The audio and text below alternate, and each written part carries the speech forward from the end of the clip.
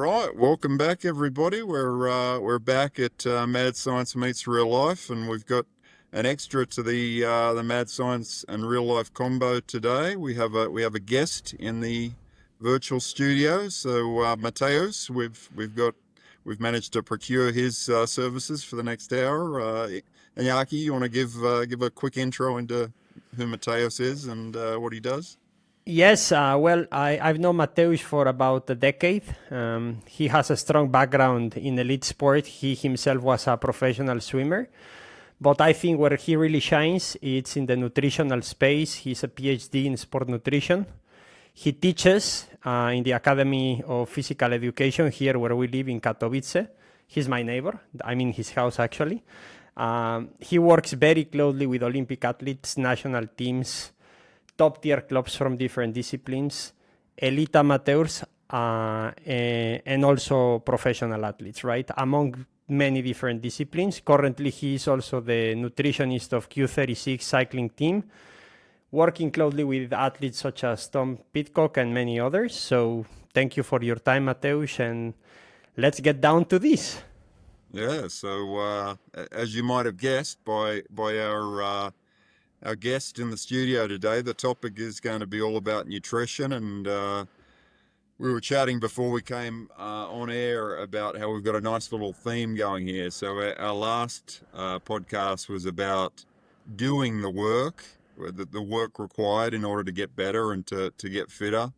And this podcast is about fueling the work, because if you don't fuel the work, you won't be able to do the work. So that's kind of where we're going with this one, and we really want to get into the nitty gritty of some of the limiters for a lot of athletes. I think nutrition is it's the sort of thing where there's a lot of things that are left unsaid between athletes, in terms of maybe mindset around nutrition.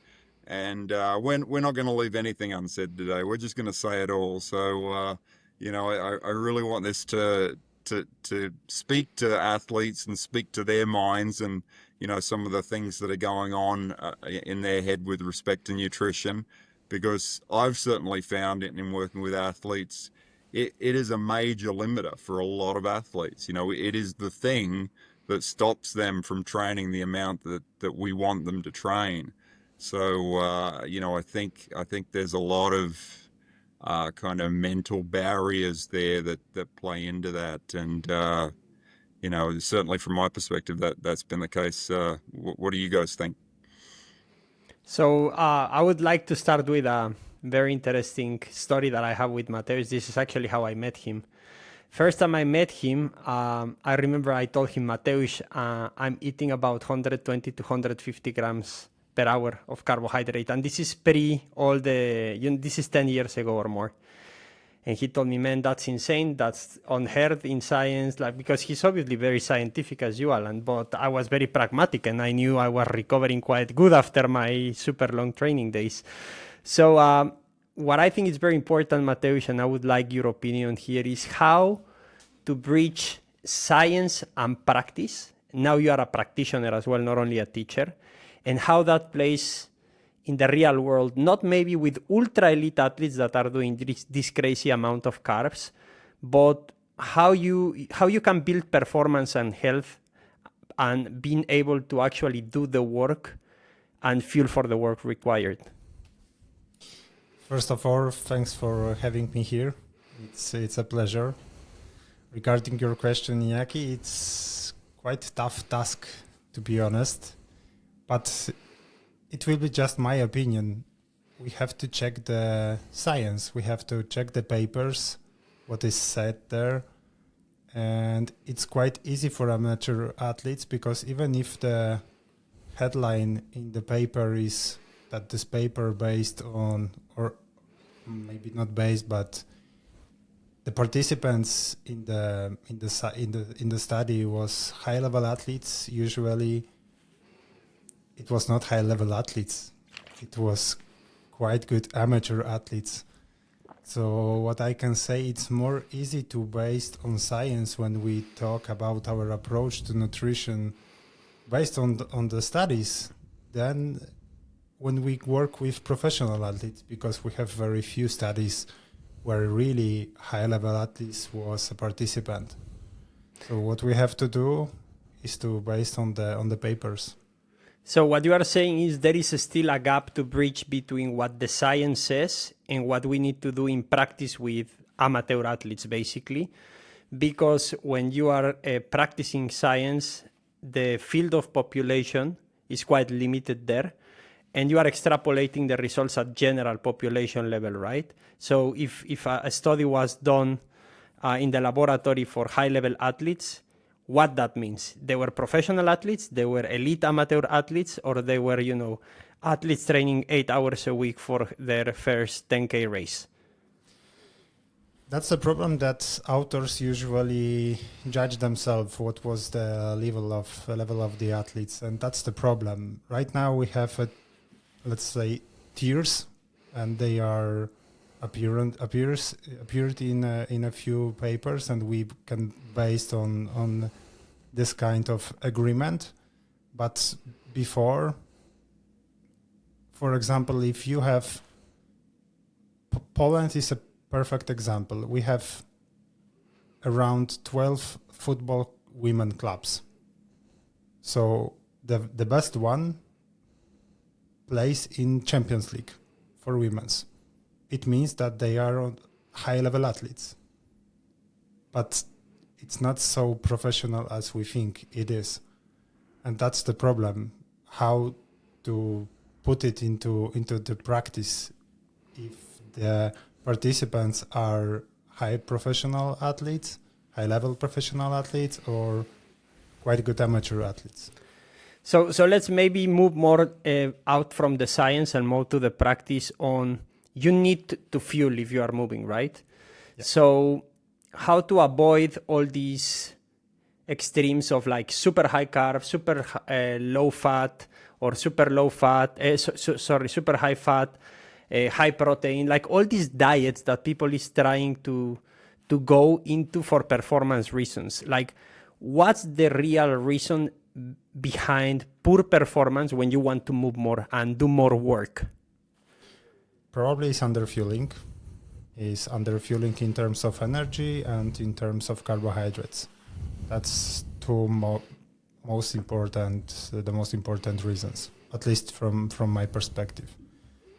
And I would really like to ask here, Alan, what's his take when it comes, because you've done a lot of metabolic carb testing, about the carbs and the fat and underfueling. Yeah, so I mean, I guess this kind of goes into the question of what does it mean when we say you have to fuel the work? And the way I like to think about it is that there's two elements to that. There's the pure energy cost of the work, and then there's the macronutrient composition of the work. So, when we're doing a particular session, it's got a certain combination of energy coming from fat and energy coming from carbohydrate. And when we fuel that session, we want to be mindful of where the energy is coming from, because if we overdo, let's say it's a fat burning session and we're way overdoing the carbohydrate needs, then you wind up with some pretty negative sort of effects. And one of those effects is our blood sugar is elevated, so it turns off fat burning, so we're maybe not getting the desired adaptation from the session, because we've just given our body so much carbohydrate that it just doesn't need to liberate fat and to burn fat.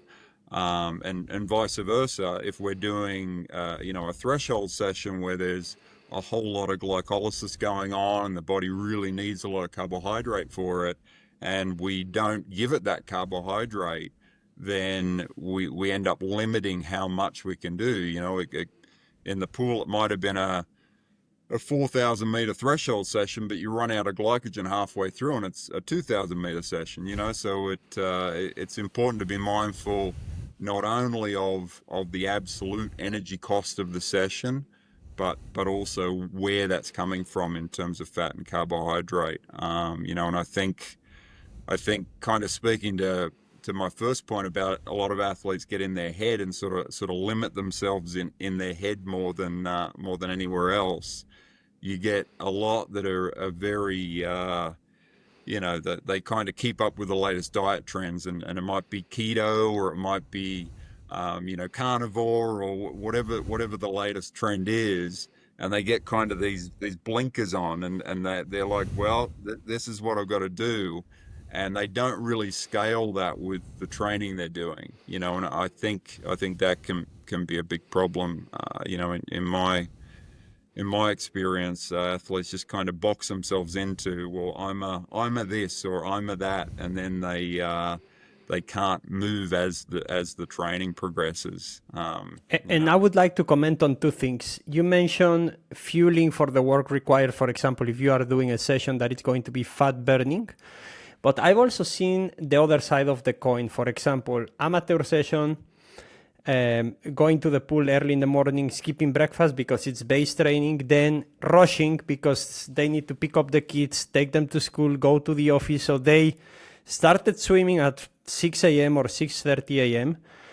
They will put the first actual food in their mouth when they get to the office midday, 11:10. So they are already severely under fuel by then, because they were thinking that they need to improve the fat oxidation by not eating before the swim.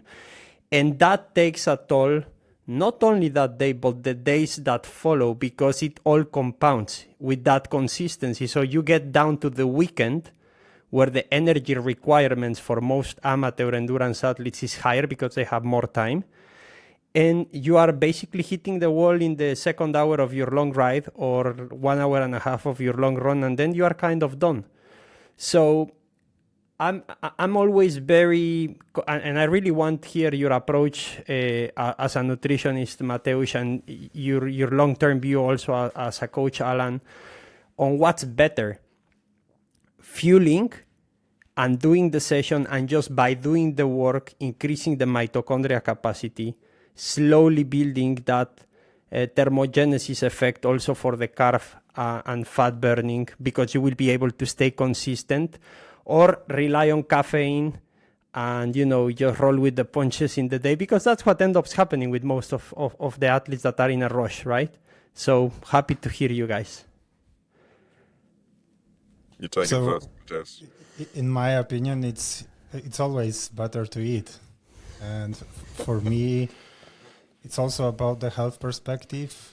I always try to teach athletes that they have to think in advance, and especially amateur athletes, as you said, Iñaki, if they are, let's say they are at work at 10 and they believe that the first thing they will do, it will be the breakfast. But sometimes they open the computer, there is 100 emails, urgent emails they have to reply, and the first meal, it's not at 10, but at 2 p.m. So it's the second part of the day, and they haven't touched anything to eat yet.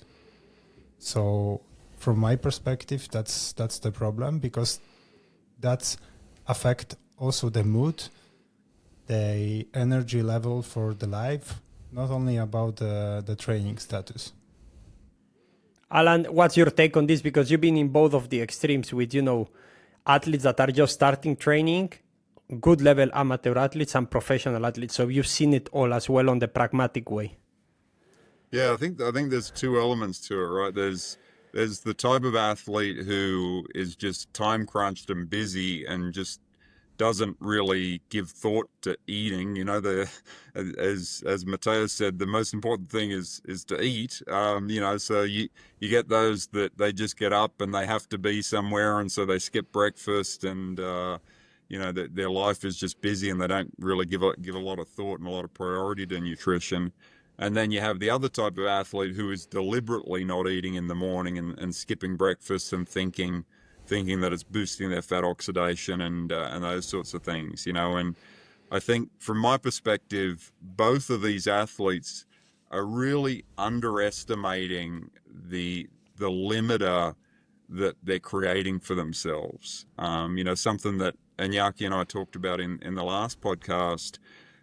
when we were doing big training camp, and at the end of whatever it was, the second day, the third big day, I mean, all the athletes were sort of at the point where they knew that they needed to eat massive amounts of food.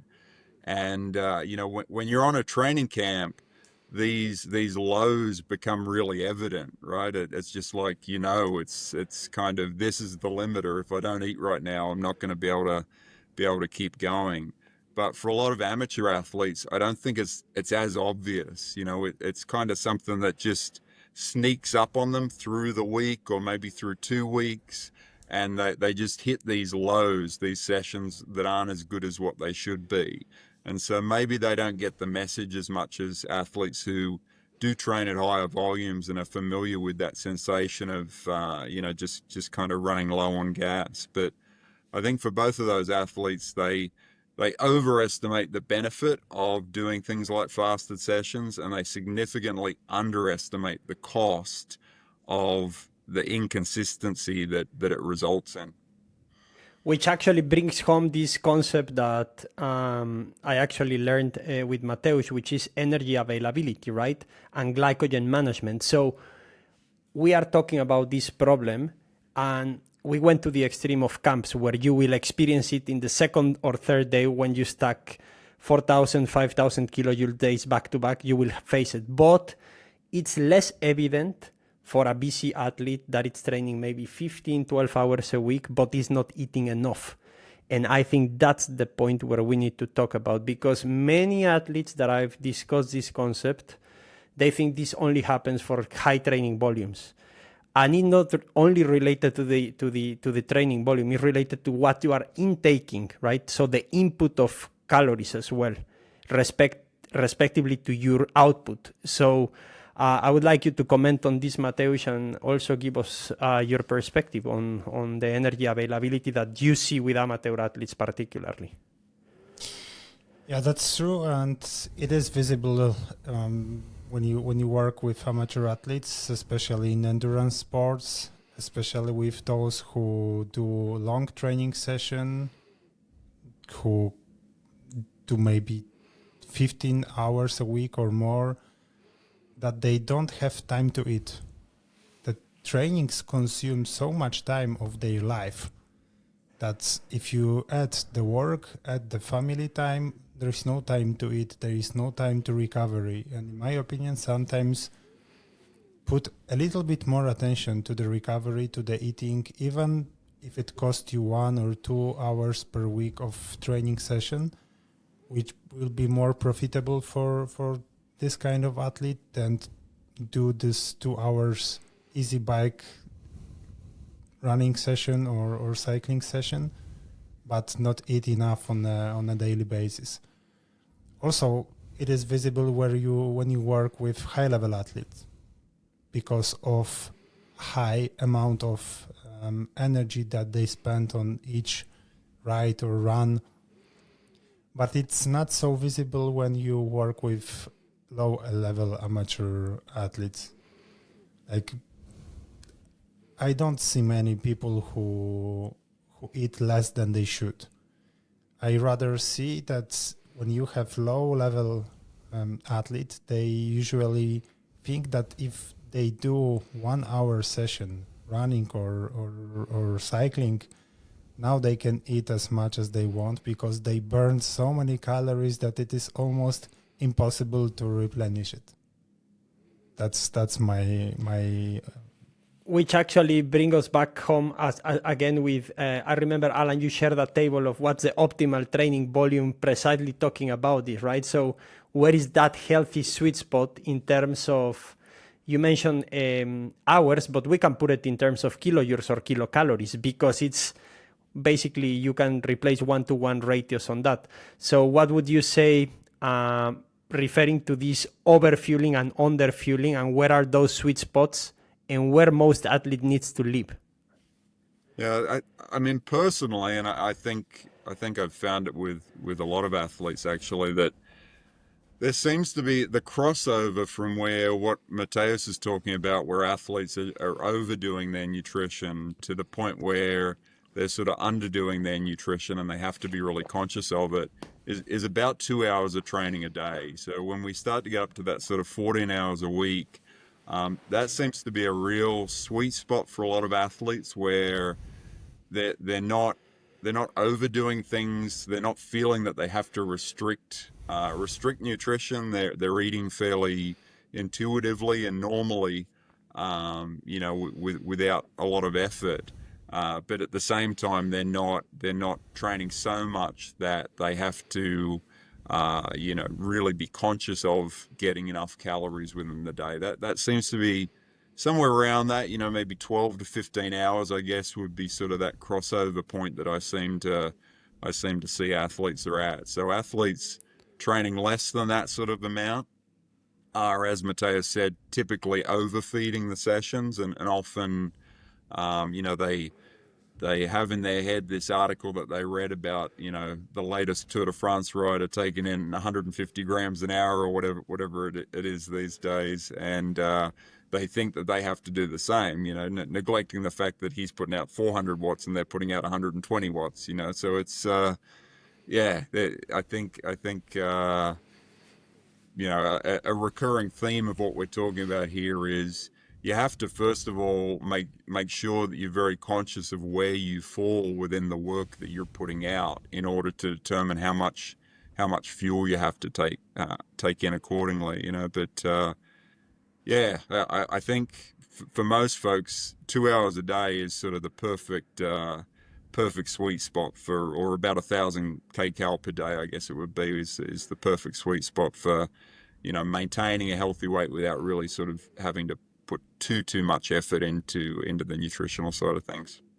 Yeah, and maybe I would add from a more, I like to use the extreme as an example because, I quite got this from Íñigo San Millán when he's researching cancer and metabolic efficiency, and you have like the two extremes, right? The sick population and the super fit population. So going a bit like Íñigo is doing, when you analyze an athlete, for example, like Katarzyna Dąbrowska, which is basically in peaks months, she's basically burning 60,000 kilojoules just from training, which is bringing us down to like a good amount per week.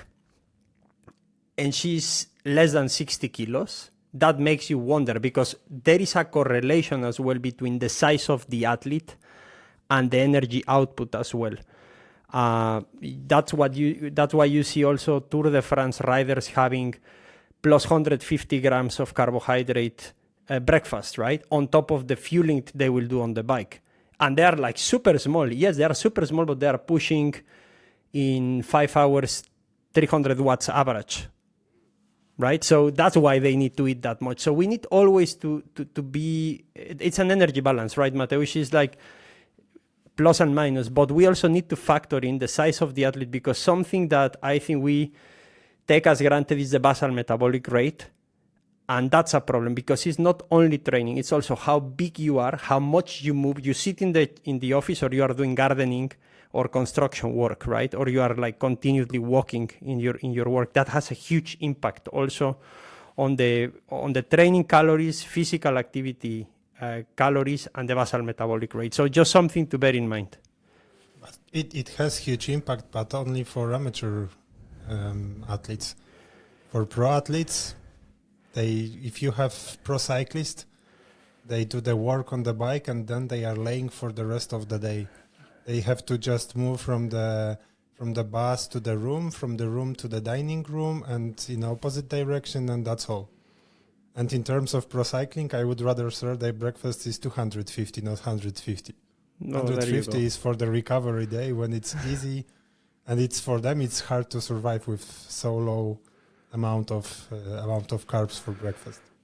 That's interesting. So, Alan, back to you. What you seen? I mean, it's very popular right now. Lionel Sanders, right? Like all his injuries, and he's very vocal about all what he's going through and all these problems he had in the past. And the major impact is basically Reds and Leah, right? So what? I mean, I like, again, go to the extreme to make a point also with the amateur athletes and the health and fitness population. What do you see there? Yeah, I think again it comes back to that mindset being such a limiter, because even at the at both levels, the novice and the elite, that there's kind of two voices in your head, right? There's one voice saying I have to fuel the work, and there's another voice saying the lighter I get, the faster I go uphill or the faster I run, and there's always that push to sort of have really low levels of body fat and sort of push the limits there. So I think a lot of athletes, especially if they sort of have good results that line up with times when they were fairly light relative to them, it becomes this sort of cycle for them, where they're like, well, I have to get back to there in order to perform well. And it's super easy at that point to then not be fueling the work, right? So when you're not fueling the work, all of those good things that the calories are being used for aren't happening. We need calories to grow things. We need calories to grow mitochondria. We need calories to replace damage that we do to bones and tendons during the training. And if you shortcut yourself on those calories, it's only a matter of time before those things start to break down.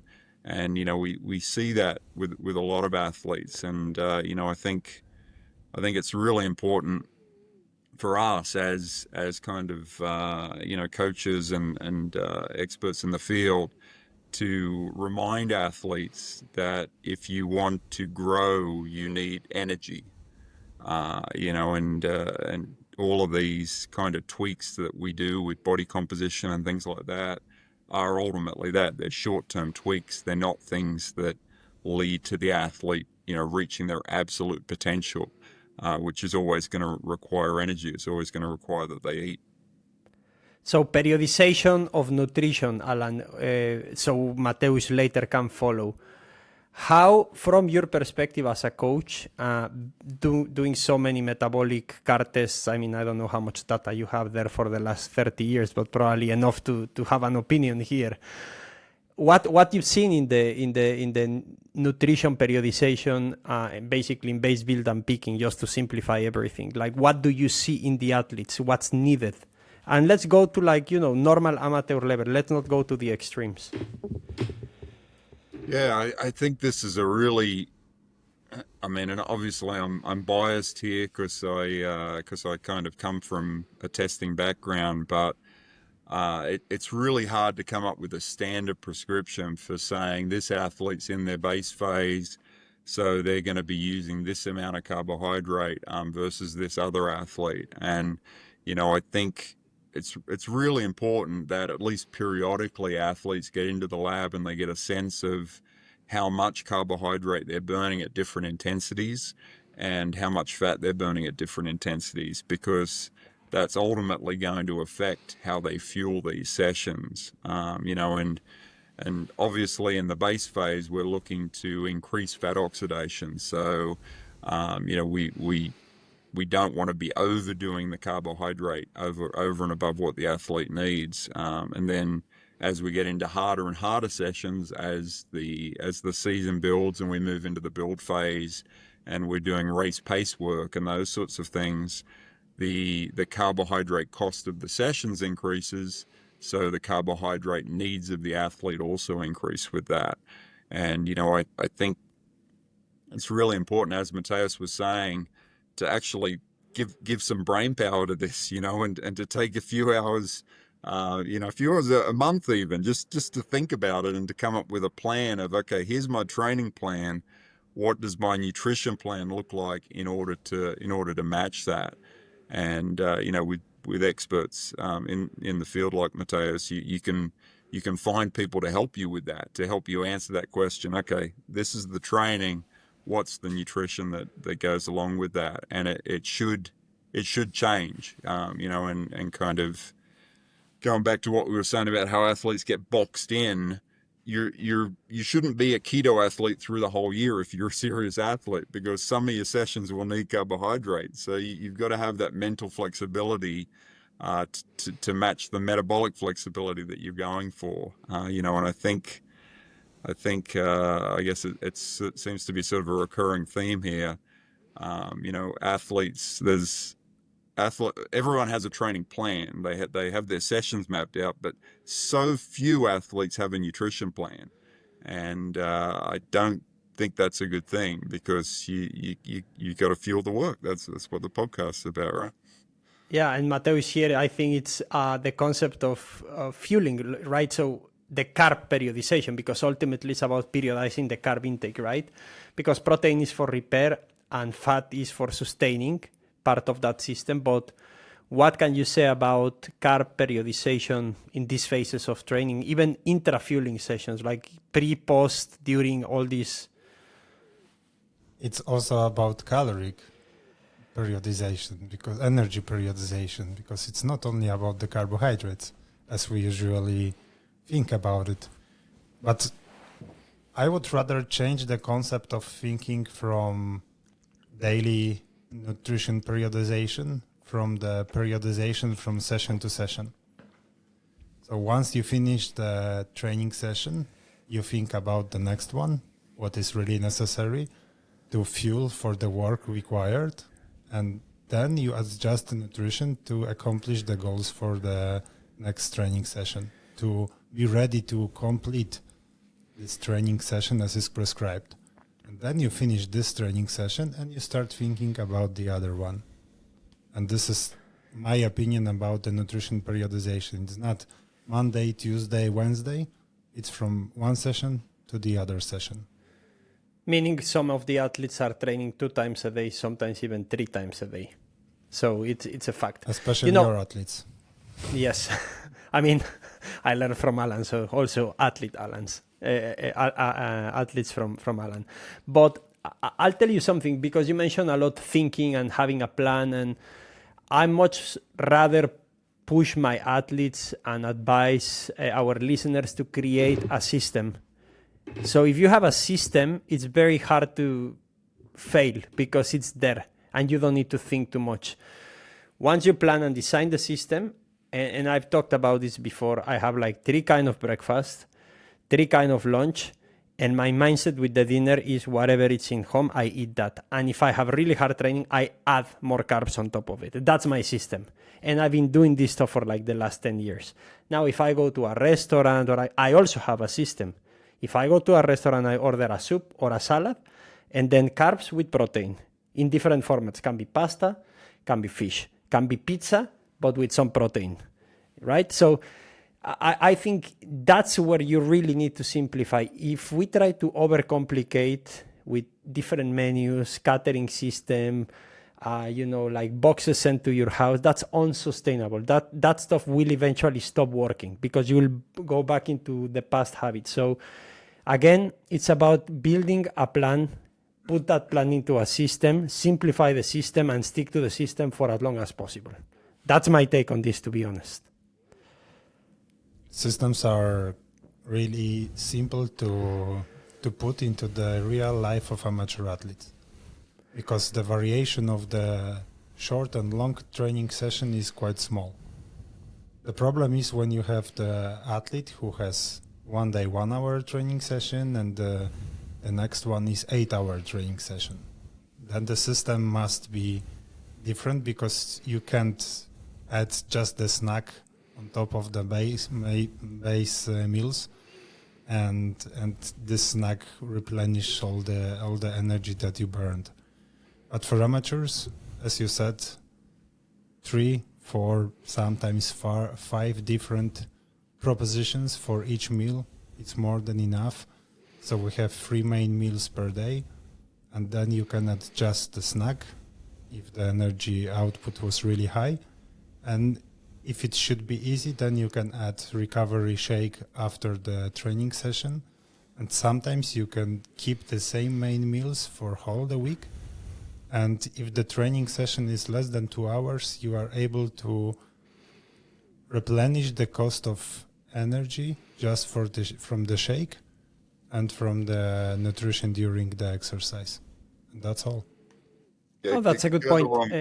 It goes along a lot with the monotony of training, right? It's something that I think a lot of amateurs really don't get, just how monotonous and how repetitive elite training is. And a lot of amateurs, they crave this excitement and they crave this variety in their training, and they have a hard time with just repeating the same week over and over and over again.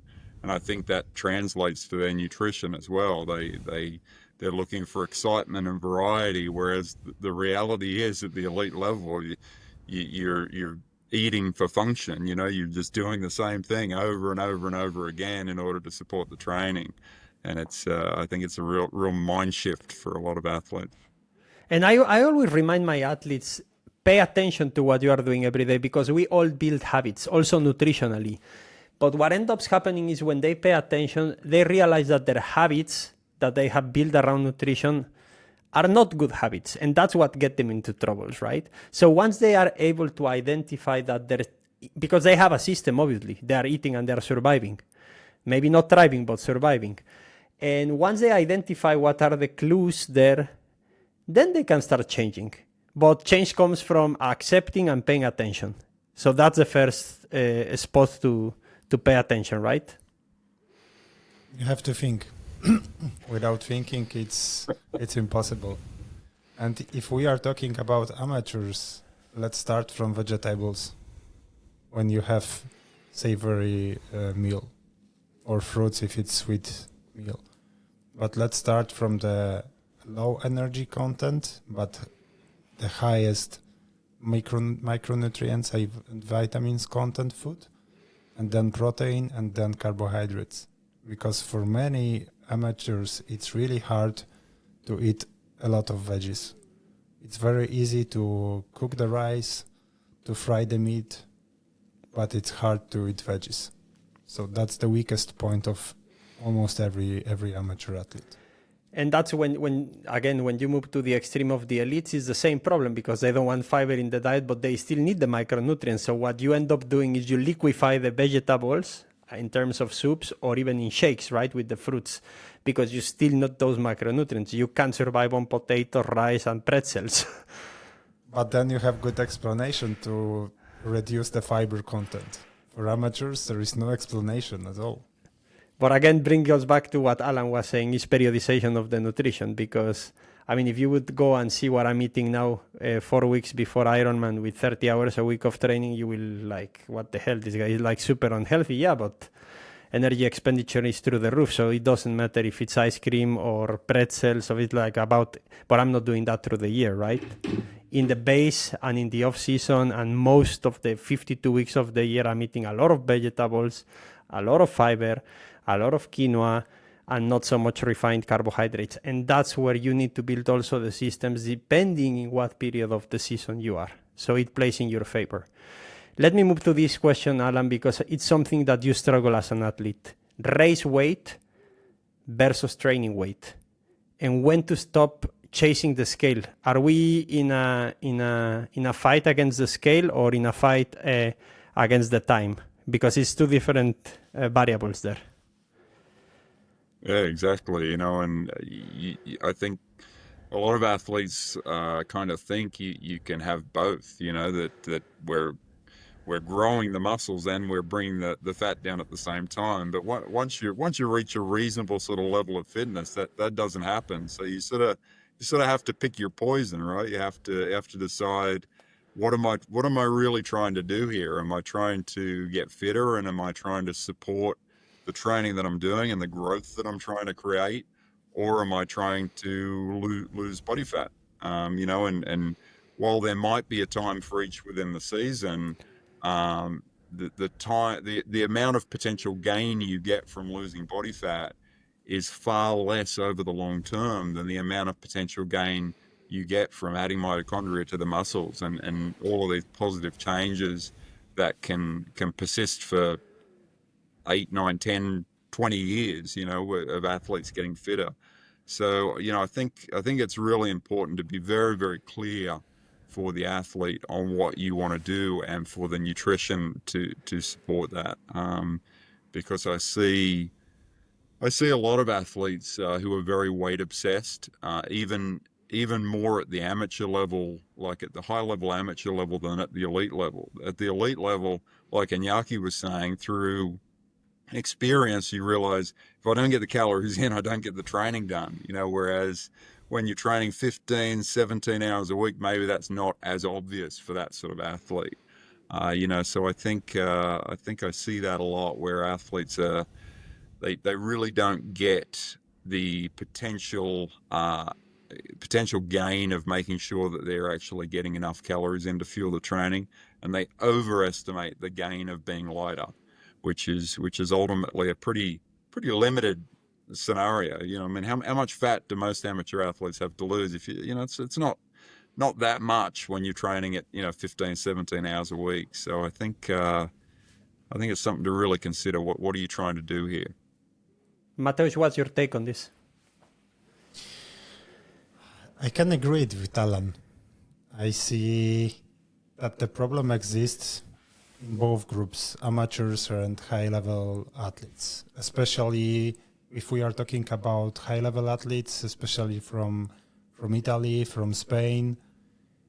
They have, especially in cycling, they have the old mindset in the mind, and we know how it looked in the past 20, 30 years ago, when you have to be as light as possible to be competitive. Right now, I think the sport is a bit different. We can see at the Pogačar, he is not the lightest. I would rather say maybe in the opposite direction. But he is the best. So we have more and more examples when we talk with athletes to show them that, look, this guy don't put as much attention to the weight as you, and he is really good. So maybe you should stay focused on the engine, to build the engine, to be better, to be sure that you are able to fulfill the training plan 100%. And of course, we don't want to have overweight athletes, but we are far from this situation. We try to manage the body mass in terms of the most important race during the whole season. But we are not able to keep low body mass from the beginning till end of the season. We have to decide when we have to be in the top shape, and then we would like to manage it somehow to decrease the fat mass. But even inside the team, we have some rules that this is the lowest limit and you can't be below it. Because then we see that it affects your performance, your health. So there is nonsense to go lower. I will add on this because I had this discussion over the years with many of the amateur athletes I advise that are either my clients or people that just reach out to me for advice. And it's the fact of you don't want to be lighter, you want to be stronger. Like the weight will not win the race, the weight will not win your health. It's all about the motor and the chassis. And there is a lot of components there. I mean, I will use myself as an example. My weight over the last 20 years has varied up to like 8 kilos. My best performances ever and I'm a triathlete, right? So it's a little bit different than cycling, has been always on the heavier side.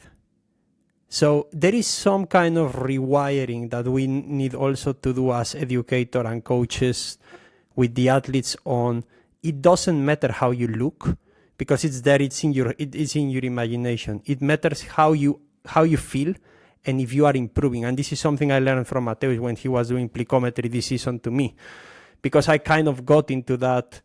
Oh, maybe we can start losing some weight and do this. I mean, it's part of the game. And at some point, he told me, like, man, you are in a good level. Like, why you want to do this trade-off? I'm like, yeah, you are right. Like, we just need to keep eating healthy, and whatever is the weight is the weight. And this season, my particular case, I lose 4 kilos just by doing the work and eating normal. And probably I will gain 2 kilos in the off season and go back to, and maybe over the next 4 years, I will be below my current weight another 2 kilos, but it's very progressive and it's just the body adapting to this load. You are not like crunching it and getting hungry and irritated with people and skipping breakfast and sacrificing training sessions and maybe having stress fractures or even worse, retiring from sport because you are completely burned out, right? So again, I think we as coaches and experts need to really start changing the conversation about how you look or how you feel. You need to focus on those numbers towards where you really want to be, not only this season, but in the following ones. I think. Do you remember what I told you when we did the skin folds? Not exactly, but you can tell me. That if you would like to decrease the numbers, then we have to do the test, the performance test, just to be sure that with the lower result of skin fold, you are a better athlete. Because the goal just to have lower number in terms of sum of skin folds, it's not a goal. It's not bodybuilding, right? It's triathlon. Yeah, that's true.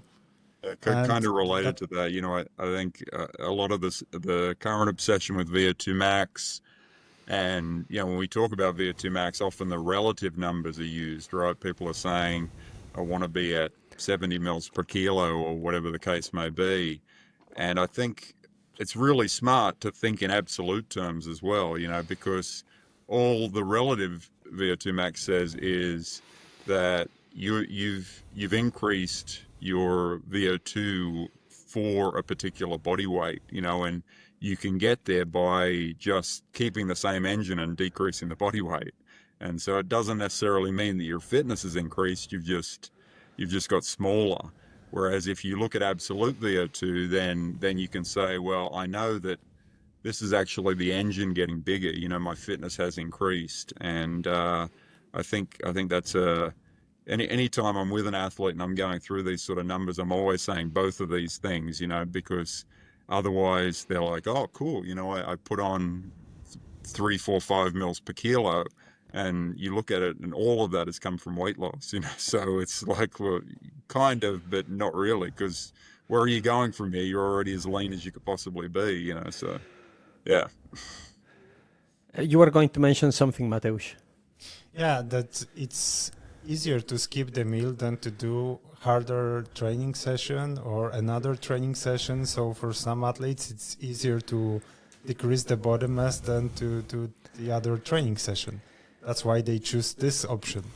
And I think there is also a deep psychological effect in the population that is doing endurance sports, which is about control. And when you are losing control in other areas of your life and you regain control in your training plan, TSS, FTP, lactate thresholds, like all these measurements in the kitchen, then you feel you are under control. But we need to be careful with that, because maybe what you need is help from a professional, right? And it's not wrong. Like many of us been there, and it's good to go to therapy. But we also need to understand and ask the question, why I want to control so much the training, why I want everything by watts, why I want the structure in my training. Like nobody like at the highest level is training like this. Like ask any of the cyclists where Mateusz is in Q36 or any high level triathlete, even elite amateur athletes at the age group level, nobody is using structured trainings. Like why you want so much control, right? And that's where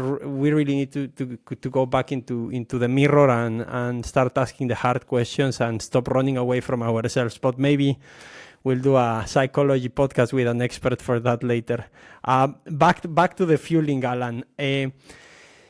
Little bit we talk about this. You are fueling not only for the session and for the day, but for the content of the kilojoules you will use in the block. So how we can think about eating also for tomorrow, not only for today. And I remember also from Mateusz, and maybe you will make the point after Alan, Mateusz, when I was an elite athlete, you told me even in the easy days, you need to keep drinking and eating a lot because you are feeling, maybe that day the caloric consumption is so small, but you are recovering still from the last block and preparing for the next one. So you need to still eat a lot during that recovery day.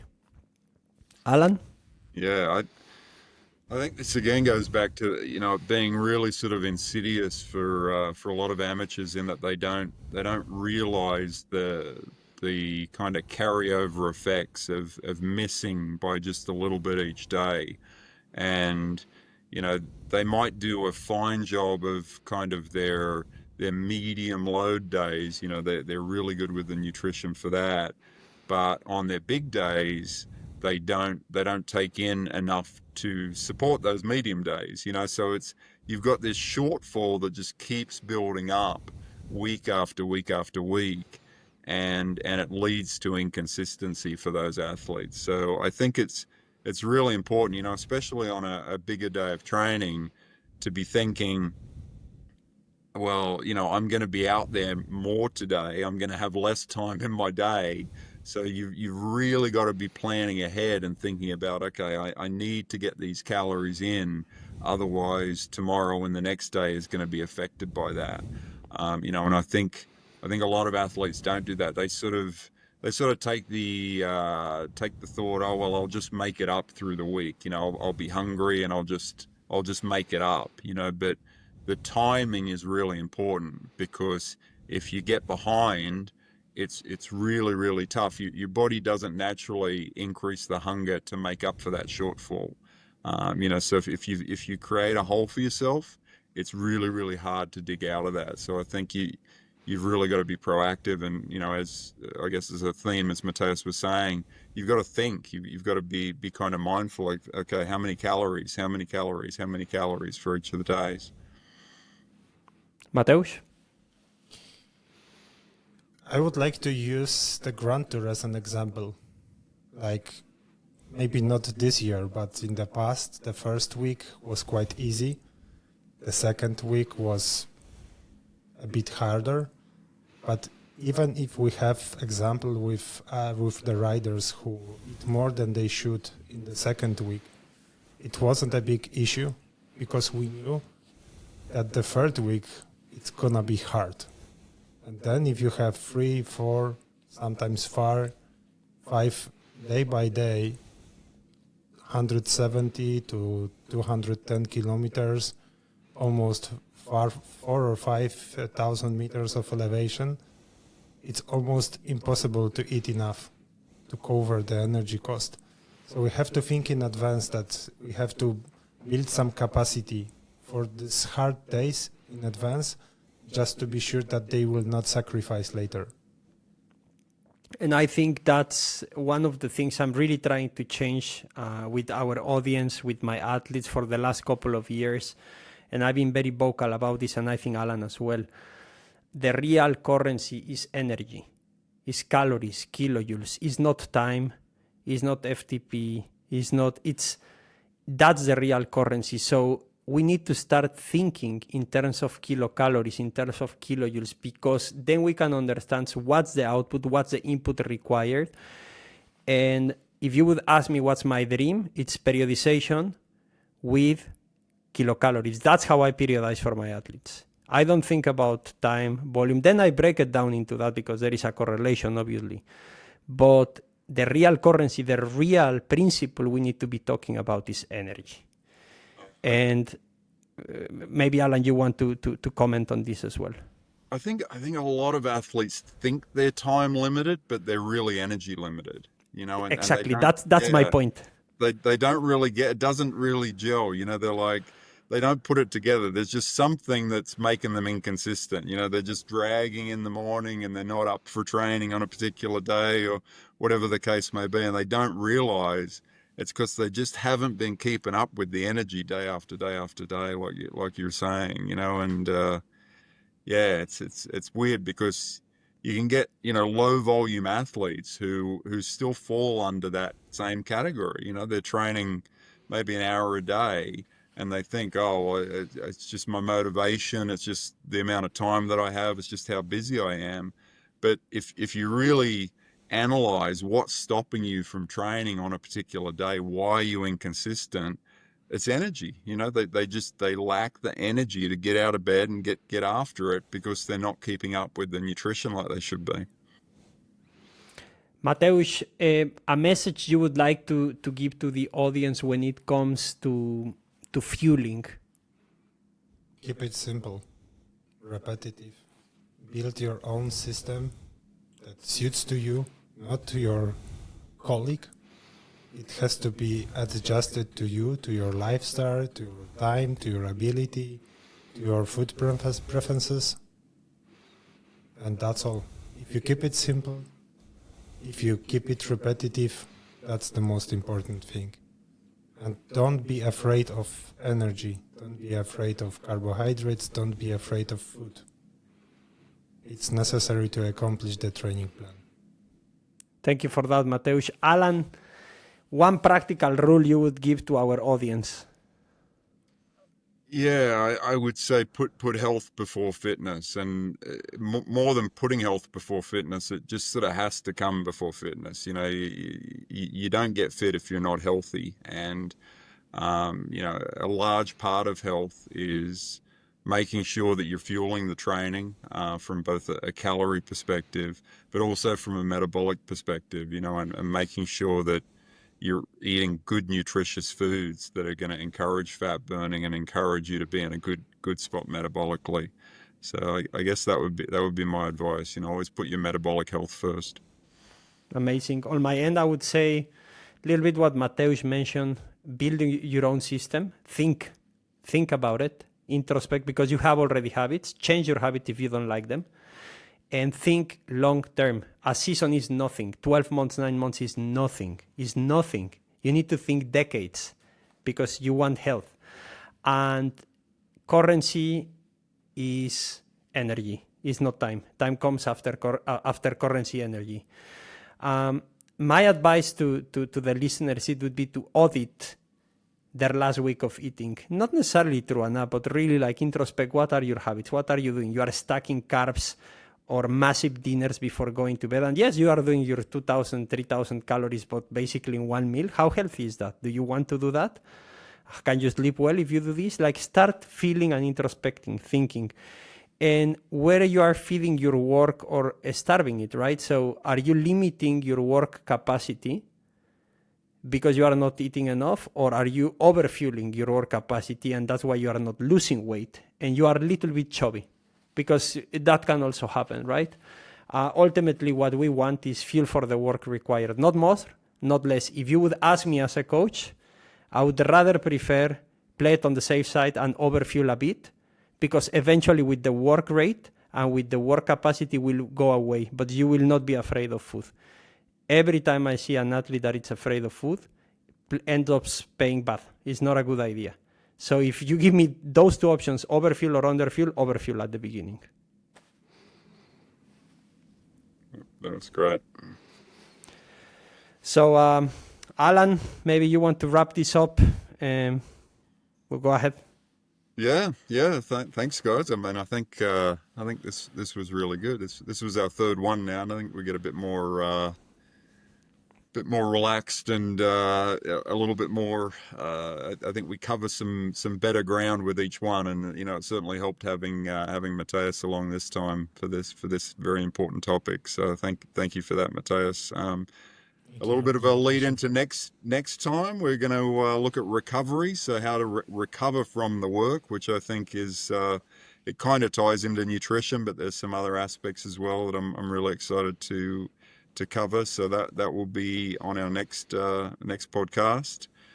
But until then, be smart. Think about what you're eating. Just put a little bit of thought into it. Just a little bit of time. The time you put into your training, put into your eating as well. So thanks, guys. Thank you very much. Thank See you. you. Bye.